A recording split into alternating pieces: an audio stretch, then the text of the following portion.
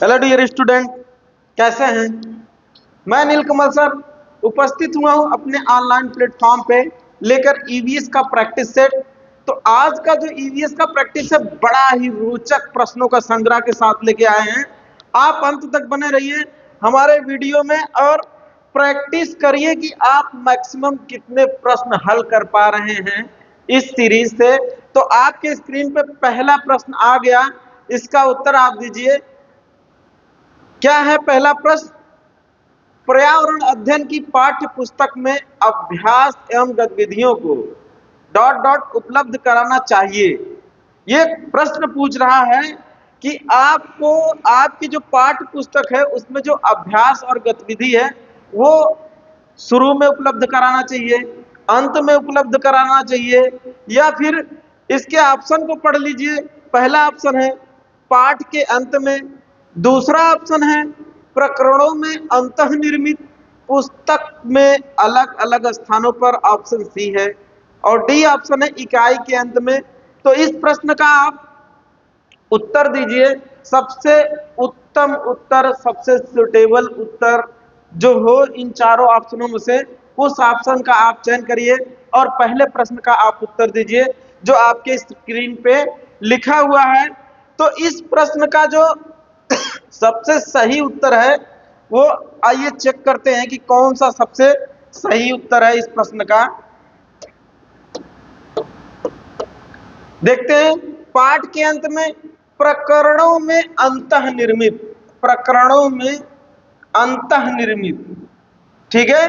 इस प्रश्न का जो सबसे सही उत्तर है वो ऑप्शन बी है। प्रकरणों में अंतःनिर्मित का क्या मतलब होता है? जो प्रकरण होता है गतिविधि और अभ्यास का, इसमें आपस में संबंध होता है, इसी को अंतःनिर्मित कहा जाता है। तो आज के प्रश्न का जो पहला प्रश्न है उसका उत्तर ऑप्शन बी निकल के आया। तो आप हमारे ऑफिशियल चैनल को लाइक, सब्सक्राइब, शेयर, कमेंट करना ना भूलिए। आइए दूसरे प्रश्न की तरफ चलते हैं। आपके स्क्रीन पे दूसरा प्रश्न आ गया है। क्या है? पर्यावरण अध्ययन के शिक्षकों को, यानी कि पेडागॉजी का प्रश्न है। पहला ऑप्शन है विशेषता पुस्तकों और परीक्षाओं पर ध्यान देना चाहिए। बी ऑप्शन है बच्चों के दृष्टिकोण को स्वीकार करना एवं सम्मान देना चाहिए। सी ऑप्शन है अभिभावकों के विचारों को स्वीकार करना एवं सम्मान देना चाहिए। और डी ऑप्शन है विशेषता प्रयोगों पर ध्यान देना चाहिए। तो इन चारों ऑप्शनों में आप सबसे सही अध्ययन के बारे में बताइए, सबसे सही ऑप्शन इस प्रश्न का कौन सा है। तो इसको देखते हैं क्या है सही भाई।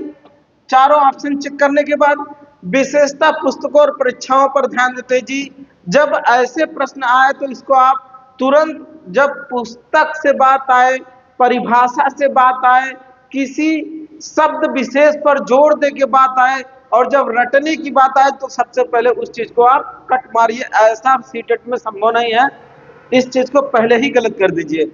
दूसरा है बच्चों के दृष्टिकोण को स्वीकार करना एवं सम्मान देना चाहिए। ये कुछ सही दिख रहा है। अगले ऑप्शन को देखते हैं। अब तीसरा है अभिभावकों के विचारों को स्वीकार एवं सम्मान करना चाहिए। अरे जब छात्र और शिक्षक की बात हो रही तो उसमें अभिभावक का कोई मतलब नहीं है। डी ऑप्शन को देखते हैं, विशेषता प्रयोगों पर ध्यान देना चाहिए। तो इस तरह से इस प्रश्न का जो सबसे सही उत्तर निकल के आया वो ऑप्शन बी निकल के आया कि कोई भी पर्यावरण का शिक्षक हो या किसी भी विषय का शिक्षक हो, वो बच्चों के दृष्टिकोण को स्वीकार करता है और उनके विचारों का सम्मान करता है। इस हिसाब से आज का ये जो दूसरा प्रश्न है उसका सही उत्तर जो आपका है ऑप्शन बी सही है। तो अगले प्रश्न की तरफ चलते हैं। इसमें क्या है देखते हैं। प्राथमिक स्तर पर बच्चों का आकलन करने का सर्वश्रेष्ठ तरीका है का प्रयोग करना। अब मेरे भाई देखो, इसमें क्या है, प्राथमिक स्तर पर बच्चों के आकलन करने का सर्वश्रेष्ठ तरीका किसके, इन चारों ऑप्शनों में से किसका प्रयोग करके सबसे जो है बढ़िया तरीके से इस चीज को किया जा सकता है। क्या किया जा सकता है? किस विधि का प्रयोग करके सबसे बढ़िया आकलन किया जा सकता है? पहला है आवधिक परीक्षाएं, दूसरा है गृह कार्य, तीसरा है योगात्मक कार्य, चौथा है पोर्टफोलियो। तो आप इस प्रश्न का उत्तर बनाइए और इसके सही उत्तर के बारे में बताइए कि क्या है इस प्रश्न का सही उत्तर। तो मेरे हिसाब से जो ये वाला ऑप्शन है, इस चारों ऑप्शन में जो सबसे सही ऑप्शन है वो आपका पोर्टफोलियो है। पोर्टफोलियो क्या होता है? ये पोर्टफोलियो जो है क्या होता है उसके बारे में आप बताइए कि पोर्टफोलियो क्या होता है। पोर्टफोलियो क्या होता है इसके बारे में बताइए आप लोग। ये छात्रों के कामों का, ठीक है, छात्रों के कामों का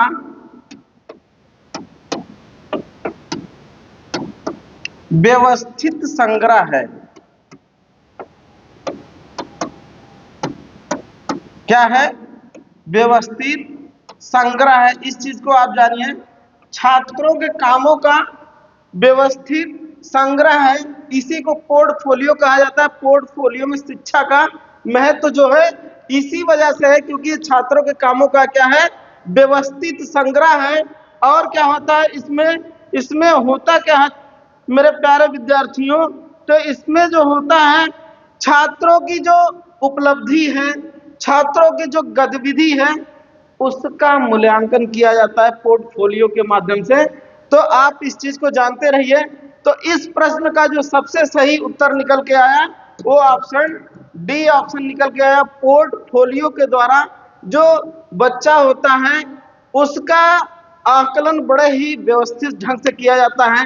यहाँ पे देखो छात्रों के कामों का व्यवस्थित संग्रह होता है जिसे पोर्टफोलियो कहा जाता है। अगले प्रश्न की तरफ चलते हैं। इसमें क्या है देखते हैं। ये आपके स्क्रीन पे आज का चौथा प्रश्न है। क्या है मेरे प्यारे विद्यार्थियों? एक शिक्षक पढ़ाते समय श्रव्य दृश्य सामग्रियों एवं शारीरिक गतिविधियों का प्रयोग करता है क्योंकि ये ए ऑप्शन शिक्षार्थियों को दिशा परिवर्तन उपलब्ध कराते हैं, बी ऑप्शन अधिगम वृद्धि में अधिकतम इंद्रियों का उपयोग करते हैं, सी ऑप्शन शिक्षकों को आराम उपलब्ध कराते हैं और डी ऑप्शन प्रभावी आकलन को सुगम बनाते हैं। तो इस प्रश्न का आप उत्तर बताइए चारों ऑप्शन को देख के। तो जो दृश्य श्रव्य सामग्री होती है, ऑडियो विजुअल एड्स जो होती है, वो आपको किसी भी प्रकरण को चित्र के माध्यम से दिखाई जाती है और उसके बारे में बताई भी जाती है। यानी कि आपको चित्र भी दिखाया जाता है और ध्वनि के माध्यम से उसके बारे में बताया भी जाता है। जैसे कोई फिल्म चल रही है टीवी में तो उसमें स्क्रीन में आप देखेंगे चित्र भी दिखाई देता है, गतिविधि भी दिखाई देती है, उसके साथ साथ आवाज जो आती है उसको भी सुनाया जाता है। इसी को ऑडियो विजुअल एड्स कहा जाता है। तो उसी की बात कर रहे हैं कि इसका प्रयोग क्यों करता है एक शिक्षक। तो मेरे प्यारे विद्यार्थियों, इसका प्रयोग जो एक कुशल शिक्षक है वो अधिगम वृद्धि में अधिकतम इंद्रियों का प्रयोग करने के लिए करता है। ऐसा करने से आपकी जो ज्ञानेंद्रियां हैं एकाग्रचित होती हैं। ठीक है, ऐसा यानी कि ऑडियो विजुअल एड्स का यूज करने पे आपकी जो ज्ञानेंद्रियां हैं वो एकाग्रचित होती हैं। इस वजह से इस प्रश्न का जो सबसे सही उत्तर निकल के आया वो ऑप्शन बी निकल के आया। चलिए अगले प्रश्न की तरफ चलते हैं। इसमें क्या है देखते हैं। सीमा प्रत्येक पाठ को रट कर तुरंत सीख लेती है जबकि लीला चर्चा एवं ब्रेन स्टॉर्मिंग मस्तिष्क आलोदन के बाद प्रत्येक पाठ को समझती है। यह के विकासात्मक सिद्धांत की ओर संकेत करता है। तो ये आपका ब्रेन स्टॉर्मिंग, इसको मस्तिष्क उद्वेलन कहा जाता है, यहाँ पे आलोडन कहा गया है, सही नहीं लिखा। मस्तिष्क उद्वेलन कहा जाता है, के बाद प्रत्येक पाठ को समझती है। यह के विकास सात्मक सिद्धांत की ओर संकेत करता है। ऑप्शन को चेक करते हैं। इस प्रश्न के जो ऑप्शन है उसमें किन किन ऑप्शनों को शामिल किया गया है। ऑप्शन ए व्यक्तिगत विभिन्नता, ऑप्शन बी सामान्य से विशिष्ट की ओर, ऑप्शन सी निरंतरता और ऑप्शन डी अंतः संबंध। तो मेरे प्यारे विद्यार्थियों, आपको ये भली भांति पता होगा कि कोई भी प्रकरण कोई विद्यार्थी तुरंत समझ जाता है, कोई विद्यार्थी अभ्यास के द्वारा कई बार अभ्यास करने पे समझता है, और कोई विद्यार्थी बिल्कुल भी नहीं समझता है। इसका सबसे बड़ा कारण है वैयक्तिक विभिन्नता। क्या है? हर व्यक्ति कोई ना कोई विशेष अपने अंदर योग्यता लेके पैदा होता है, और हर व्यक्ति एक दूसरे से हर प्रकार से भिन्न है। ठीक है, तो इस हिसाब से इस प्रश्न का जो सबसे सही उत्तर निकल के आया व्यक्तिगत विभिन्नता, यानी कि दोनों जो सीमा है, और कौन है? लीना, सीमा और लीना और सीमा में व्यक्तिगत विभिन्नता, उनके मेंटलिटी में यानी कि उनके बौद्धिक क्षमता में विभिन्नता है। इस वजह से एक रट कर तुरंत जो है सीख लेती है, और दूसरा जो क्या करती है, पाठ को ब्रेन स्टॉर्मिंग के बाद पाठ को समझती है, लीना। तो इस हिसाब से इस प्रश्न का जो सबसे सही उत्तर निकल के आया ऑप्शन ए निकल के आया। अगले प्रश्न की तरफ चलते हैं। क्या है ये? के अलावा निम्नलिखित पर्यावरण अध्ययन पढ़ाने की विधियां हैं। ठीक है, समस्या, निर्देशित खोज, सहयोगात्मक अधिगम, व्याख्यानों द्वारा स्पष्ट करना। ठीक है, इन चारों ऑप्शनों में से एक जो है वो पर्यावरण पढ़ाने की विधि नहीं है, बाकी तीन है। इन चारों ऑप्शनों में से उस प्रश्न का आप उत्तर बताइए जो कि ना है पर्यावरण अध्ययन की विधि। तो आप चारों ऑप्शन को चेक करिए, चारों में सबसे सही कौन सा है। तो आपका जो ये प्रश्न है इसका समस्या से कोई लेना देना नहीं भाई, समस्या से कोई लेना देना नहीं है। बाकी ये सारी विधियां हैं। ठीक है, इसमें पूछ रहा है के अलावा निम्नलिखित पर्यावरण अध्ययन पढ़ाने की विधियां हैं। तो समस्या कोई विधि नहीं है, बल्कि समस्या स्वयं में खुद समस्या है। ठीक है, क्या है? स्वयं में समस्या है, प्रॉब्लम है, और इसको सॉल्व करने के तरीके होते हैं जिसे विधि कहा जाता है। तो ये तीनों विधि हैं, और समस्या प्रॉब्लम्स है, ये विधि नहीं है। इस प्रश्न का जो सही उत्तर है वो ऑप्शन ए ऑप्शन है। अगले प्रश्न की तरफ चलते हैं। इसमें क्या दिया गया है? पर्यावरण अध्ययन की कक्षा में संकल्पनाओं को स्पष्ट करने के लिए कविताओं और कहानी कथन का प्रयोग करना सहायता करता है। अभी हम जितने सेट किए हैं उसमें हर सेट में इस प्रश्न को करवाए हैं, तो इसके लिए हम ज्यादा समय नहीं देंगे। इस प्रश्न का सबसे सही उत्तर जो है आप स्क्रीन पे सर्च करके बताइए। 6-7 सेट हम पढ़ाए हैं, हर सेट में ये प्रश्न आया हुआ है। ठीक है, तो क्या इसका सही है? सही दिशा में विद्यार्थियों को ऊर्जा का सारणीकरण करने में, पाठ को आनंददायी और रोचक बनाने में, स्थानीय एवं वैश्विक स्तर पर संसार की प्रकृति को खोजने और संकल्पना करने की योग्यता को बढ़ावा देने में, शिक्षार्थियों में निहित भाषा एवं संस्कृत विविधताओं का ध्यान रखने में। तो इस प्रश्न का जो सबसे सही उत्तर है वो हम बताएंगे, क्योंकि ये कम से कम 3-4 बार इस प्रश्न को हम करवाए हैं। पीछे के जो प्रैक्टिस सेट है उसी का पुनरावृत्ति वाला ये प्रश्न है। ठीक है, तो इस प्रश्न का जो सबसे सही उत्तर है वो आपका क्या है? Option C. अगले प्रश्न की तरफ चलते हैं, देखते हैं इसमें किस चीज का वर्णन हुआ है। इंपॉर्टेंट प्रश्न है ये। प्रश्न यूपी टेट में भी कई बार पूछा हुआ है, वेरी इंपॉर्टेंट ये प्रश्न है। कई बार, अनेकों बार यूपी टेट और सी टेट में ये प्रश्न पूछा गया है, और इस प्रश्न को आपको मिस नहीं करना चाहिए। ठीक है, क्या है? डिस्लेक्सिया मुख्यतः संबंधित है किस समस्या से? बोलने से, बोलने और सुनने में, पढ़ने में, सुनने में। तो आप इस चीज को जानिए कि जो डिसलेसिया है वो पठन विकार है। क्या है? पठन विकार है। जो पढ़ने की अक्षमता होती है उसी को डिसलेसिया नामक बीमारी कहा जाता है। ठीक है, उसी से पूछ रहा है कि डिसलेसिया मुख्यतः किससे संबंधित है? तो पठन विकार है, ये पढ़ने से संबंधित है। इस प्रश्न का जो सबसे सही उत्तर है ऑप्शन सी है। अगले प्रश्न की तरफ चलते हैं, देखिए इसमें क्या दिया हुआ है। सहयोगात्मक अधिगम में पुराने एवं अधिक दक्ष विद्यार्थी छोटे एवं कम कुशल विद्यार्थियों का आकलन करते हैं, इसका परिणाम है। सहयोगात्मक अधिगम की बात हो रही है कि यानी कि इसमें एक जो जिनाइन बच्चा है और एक जो समस्यात्मक बच्चा है, उनके बीच का जो आपसी सहयोग होता है उसके बारे में पूछ रहा है कि इनमें आपस में कैसा संबंध होता है शिक्षा के क्षेत्र में, यानी कि उनका कैसे आकलन आप करेंगे कुशल विद्यार्थियों का। और एक सहयोगात्मक अधिगम में पुराने एवं अधिक दक्ष विद्यार्थी छोटे एवं कम कुशल विद्यार्थी दोनों में कैसे आप आकलन करेंगे, दोनों के मध्य में उस विधि का आपसे प्रश्न पूछ रहा है कि किस विधि के द्वारा आप इनका आकलन करेंगे। ऑप्शन है उच्च नैतिक विकास, ऑप्शन बी है समूहों में द्वंद्व, सी गहन प्रतियोगिता, उच्च उपलब्धि और स्वगरिमा।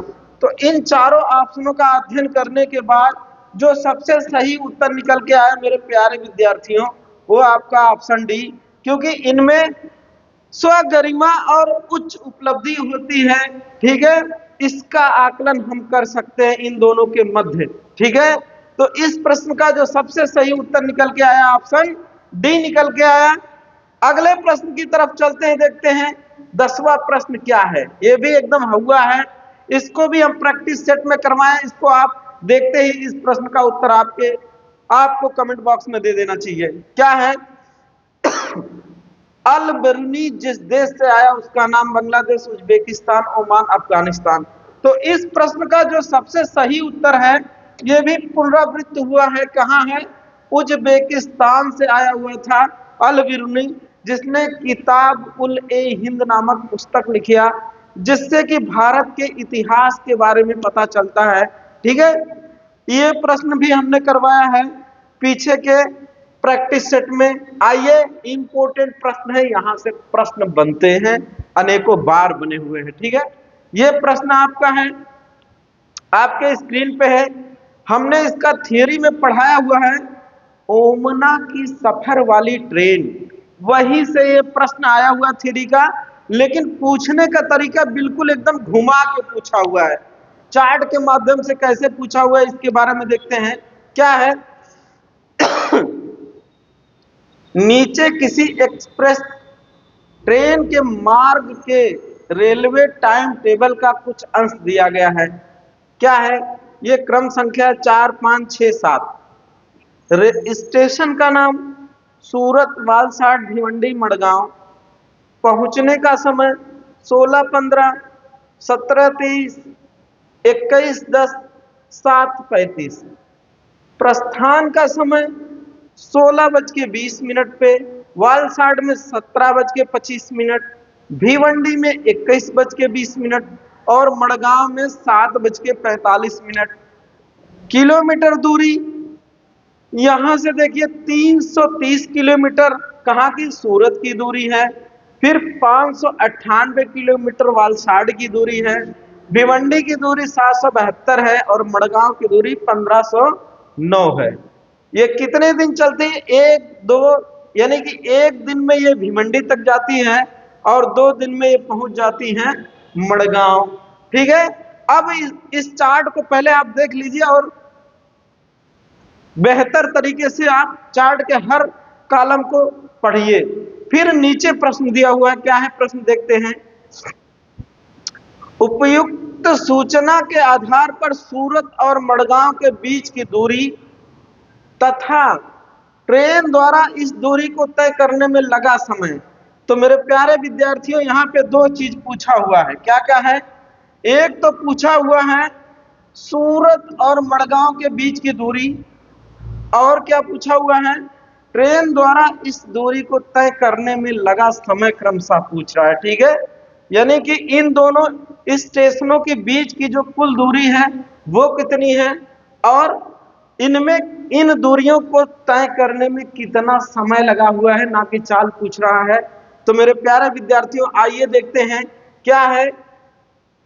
मड़गांव, मड़गांव में ये मड़गांव 1509 किलोमीटर है। ठीक है, यहां हल करते हैं। मड़गांव,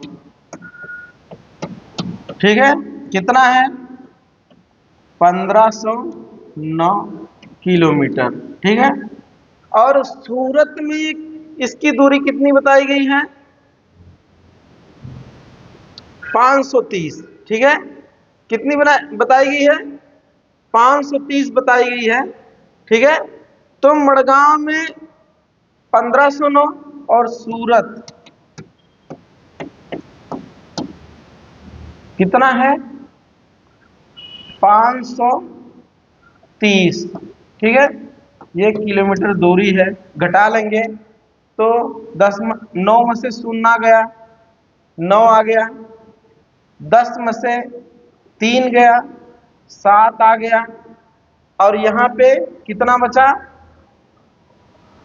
4, यही ना, और 1 के 14 में से 5 गए, 9, यही ना, ये है, क्या है, दूरी है ना, क्या है ये, 979 किलोमीटर, ये क्या है, दूरी। एक प्रश्न, एक उत्तर तो मिल गया, कितना मिला, 979। ठीक है, इसको हम यहां पे लिख देंगे, कितना, 979 किलोमीटर। अब समय की बात कर रहा है कि कितना समय लगा। ठीक है, कितना समय लगा, आप समय वाले को देखते हैं कि समय कितना लगा, इसके बारे में देखते हैं।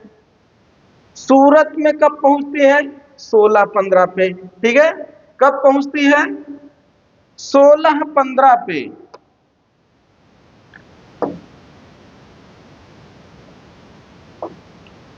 सूरत में 16:15, यानी कि 4:15। इसे ये भी लिख सकते हैं ना, ये आपका। और मड़गांव में कब पहुंचती है, 7:45 ना, 35 सॉरी, 7:35 में। अब देखो 16, यानी कि 16:15 हुआ है, और जो रेलवे की घड़ी होती है वो 24 घंटे का समय देती है, यही ना, 24 घंटे का समय देती है। इसमें कितना जोड़ेंगे आप, तो ये 12 बजा देगी, यानी कि दूसरा दिन चालू हो जाएगा। ठीक है, कितना आप जोड़ेंगे, तो 7 घंटा 45 मिनट। कितना, 7 घंटा 45 मिनट आप इसमें जोड़ देंगे, तब ये 12 बजा देगा। ठीक है, और यहां कब पहुंच रहा है, 7:35 में, यानी कि रात 12 बजे के बाद जब जोड़ा, कितना घंटा आया, 7.5 घंटा आया, यही ना, सॉरी, 7 घंटा 35 मिनट, 7 घंटा 35 मिनट। अब इसको जोड़ देंगे, टोटल कितना हुआ, 5 5 10 के 0, 4 3 7, और 7 1 8 ना, फिर 7 7 14। ठीक है, तो मेरे प्यारे विद्यार्थियों, ये 14 घंटा 80 मिनट का समय ले रहा है। अब इस 80 मिनट को भी आप घंटे में बदल देंगे, तो 1 घंटा 20 मिनट, कितना, 1 घंटा 20 मिनट। अब 14 है ना, तो 14 में 1 घंटा 20 मिनट आप जोड़ेंगे, यानी कि 14 प्लस 1 घंटा 20 मिनट बराबर 15 घंटा 20 मिनट। ये क्या लगा, समय लगा। ठीक है, दूरी कितना हम निकाले थे? 979 किलोमीटर। कितना? 979 किलोमीटर ये दूरी टोटल थी। और समय कितना लगा? 15 घंटा 20 मिनट। ऑप्शन को चेक करते हैं। ए 979 किलोमीटर 15 घंटे 20 मिनट, तो ये तो पहला ही ऑप्शन सही है। अन्य को चेक करते हैं। 1509 किलोमीटर 15 घंटे, यानी कि पहला ही ऑप्शन इस प्रश्न का सही है। कितना आया? 9 कुल दूरी 979 किलोमीटर। आपके मड़गांव की दूरी से सूरत की दूरी जब आप घटाएंगे तो आपकी टोटल दूरी 979 किलोमीटर निकल के आएगी।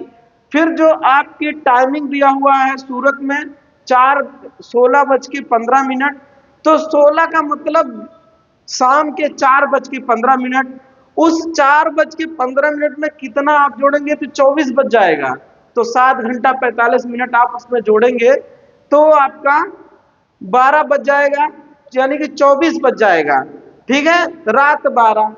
फिर उसके बाद 7:35, यानी कि 7 घंटा 35 मिनट। और उन सबों को जब आप जोड़ेंगे तो 14 घंटा 80 मिनट आया। तो 80 मिनट का मतलब हम जानते हैं कि 1 घंटे में 60 मिनट होता है, यानी कि 1 घंटा 20 मिनट। अब 14 में 1 घंटा 20 मिनट जोड़ने के बाद इसका जो आंसर निकल के आया 15 घंटा 20 मिनट। आपके अनुसार सबसे सही उत्तर क्या है? ऑप्शन ए है। यही आप करेंगे ना? यही वाला आप करेंगे ना कि ऑप्शन ए सही है। 779 किलोमीटर 15 घंटे 20 मिनट, ये आपके अनुसार और हमारे अनुसार सही है, लेकिन ये सही नहीं है। क्यों नहीं सही है? इस चार्ट पे आप जाएंगे। ठीक है, इस चार्ट पे ऊपर जब जाएंगे आप तब देखिए क्या है सही। ऊपर पहले चार्ट को देख लेते हैं। यहां पे जो हमने समय निकाला, यहां ये इसके पहुंचने का समय है, लेकिन जब प्रस्थान करती है तो 16:20 पे करती है। 5 मिनट का डिफरेंस है। और यहां पे पहुंचती है 7:35 पे। तो हमने निकाला यहां से और यहां से, लेकिन 5 मिनट का उसमें डिफरेंट आया। ठीक है, कुल कितना हम निकाले थे? आइए देखते हैं। 15 घंटा 20 मिनट। तो 15 घंटा 20 मिनट में से आप 5 मिनट निकाल दीजिए। ठीक है, कितना निकालेंगे? 15 घंटा 20 मिनट में से आप कितना निकालेंगे? 5 मिनट। 15 घंटा 20 मिनट माइनस 0 ठीक है, 5 मिनट। तो इसका जो उत्तर निकल के आया 15 घंटा 15 मिनट। ठीक है, कौन निकल के आया? 15 घंटा 15 मिनट। अब ऑप्शन को चेक करते हैं। 979 किलोमीटर और 15 घंटा 5 मिनट, यानी कि इस प्रश्न का अब सही उत्तर निकल के कौन आया? ये वाला आया। कौन निकल के आया? ऑप्शन नंबर डी इसका। जबकि आप कंफ्यूजन करेंगे कि ऑप्शन नंबर ए ही सही है, लेकिन 5 मिनट का डिफरेंट होने के नाते इस समय में से 5 मिनट आप घटाएंगे तब जाके इसका आंसर निकल के आएगा ऑप्शन डी। 979 किलोमीटर 15 घंटा 15 मिनट। आइए अगले प्रश्न की तरफ चलते हैं, देखते हैं इसमें क्या है। प्रयोग और प्रयोगात्मक कार्य करते हुए श्यामा का निष्पादन कक्षा में सर्वश्रेष्ठ होता है। उसे बहुत सृजनात्मक शिक्षार्थी माना जाता है, इसलिए वह संकल्पनाओं को सीखती है के द्वारा। यानी कि ये आपके सीडीपी का प्रश्न है। ठीक है, किसका है? चाइल्ड डेवलपमेंट का ये प्रश्न है, वहां से आया हुआ है। और ये चीज जान लीजिए कि सीटेट अंतः निर्मित विषय से प्रश्न पूछता है।